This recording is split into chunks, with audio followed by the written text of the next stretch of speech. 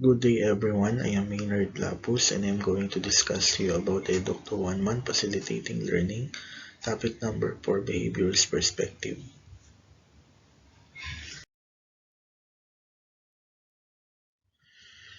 Topic number 4, Behaviorist Perspective, Learning Outcomes. Number 1, explain the different and differentiate the theories that falls under behaviorist perspectives. Number 2, determine how to apply these basic principles into the learning process. Number 3, determine how to use rewards in the learning process more effectively. Advanced Organizer, topic number 4, Behaviorist Perspective. Under behaviorist perspective, we have the two categories, behaviorism and the neo-behaviorism.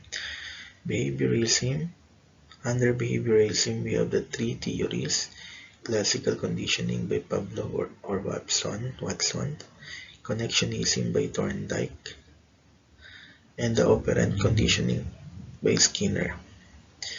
And under the neo-behaviorism, we have the purposive behaviorism by Tolman and the social learning theory by Bandura. What is behaviorist perspective? It's a theory in psychology that states that human behaviors are learned, not innate. The behaviorist approach asserts that human beings have no free will and that all actions, characteristics, and personality are the results of a person's environment and the cultural forces that shape it. Two categories of behaviorist perspective. Number 1, behaviorism, the theory that human and animal behavior can be explained in terms of conditioning without appeal to thoughts or feelings, and those psychological disorders are best treated by altering behavior patterns. Number 2 is the neo-behaviorism. It's a school of thought that posits that study of learning and focus on rigorous objective observational methods form the key to scientific psychology. Neo-behaviorism is the second phase of behaviorism.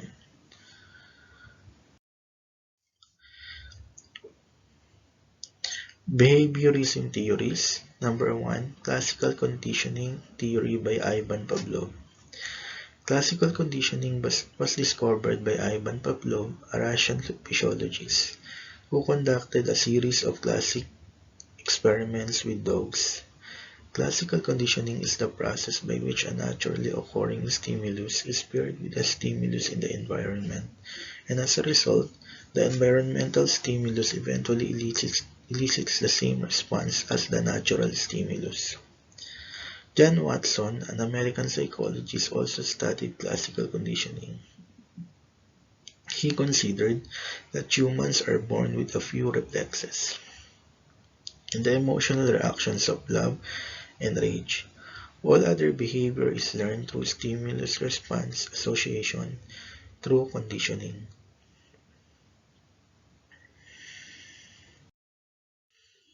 Classical conditioning by Ivan Pavlov. Before conditioning, ringing the bell or the neutral stimulus caused no response from the dog.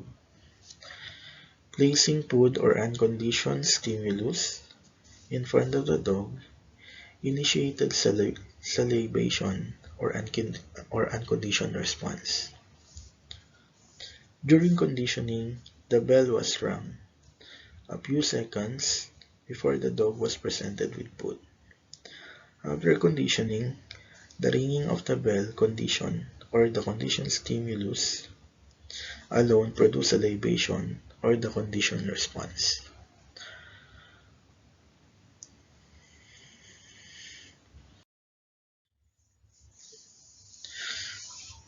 The second theory of behaviorism is the connectionism theory by Edward L. Thorndike.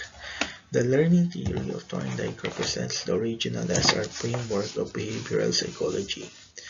Learning is the result of associations forming between stimuli and responses. Such associations or habits become strengthened or weakened by the nature and frequency of the SR pairings.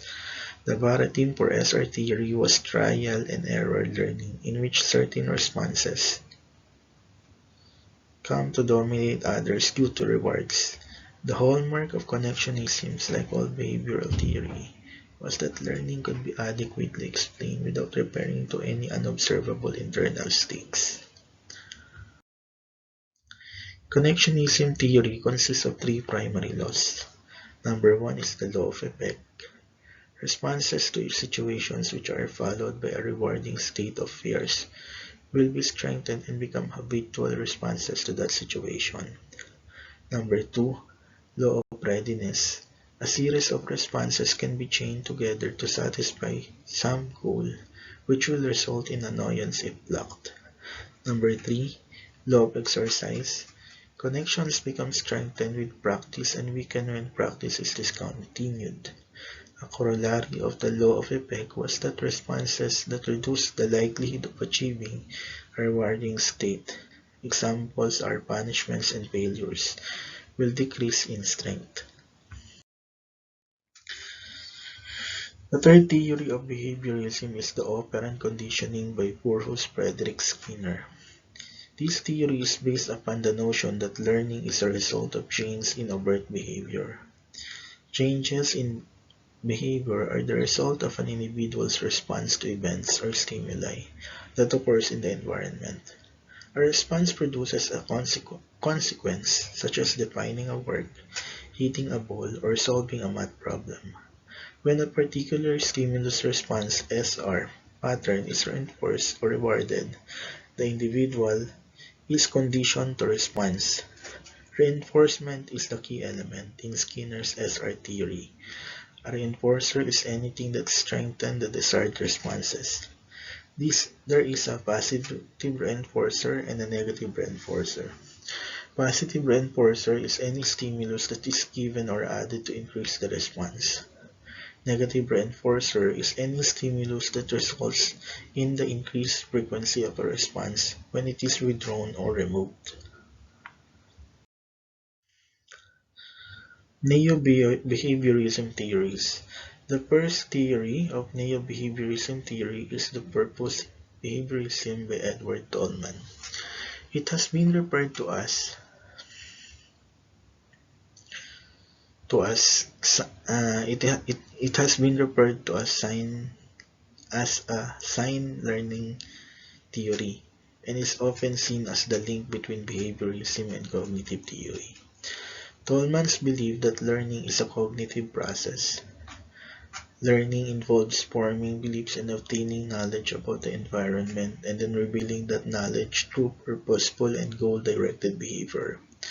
Tolman stated that an organism learns by pursuing science to a goal.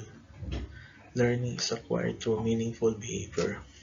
Tolman said that a new stimulus or the sign becomes associated with already meaningful stimulus or the significate.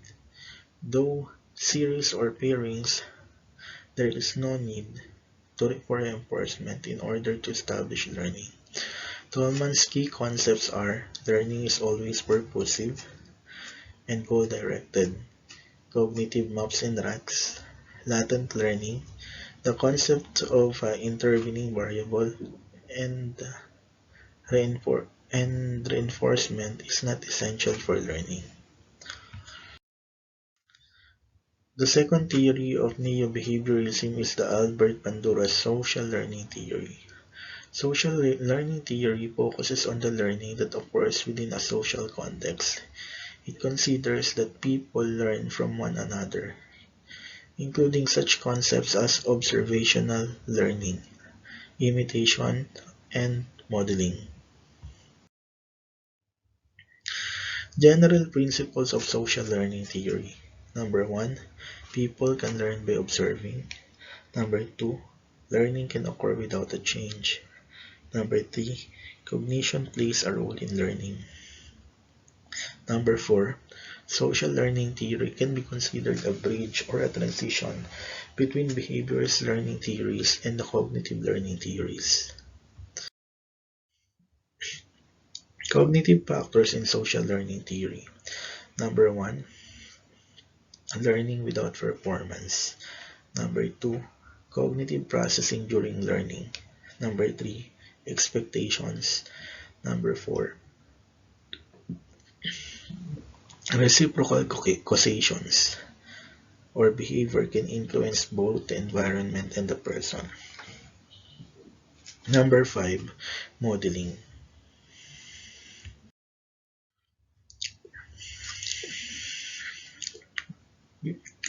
Behaviors that can be learned through modeling. Many behaviors can be learned at least partly through modeling. Examples that can be cited are students can watch parents read, students can watch the demonstration of mathematic problems, or see someone act bravely in a purple situation. Aggression can be learned through models. Research indicates that children become more aggressive when they observe aggressive or violent models. Moral thinking and moral behavior are influenced by observation and modeling. This includes moral judgments regarding right and wrong, which can, in part, develop through modeling.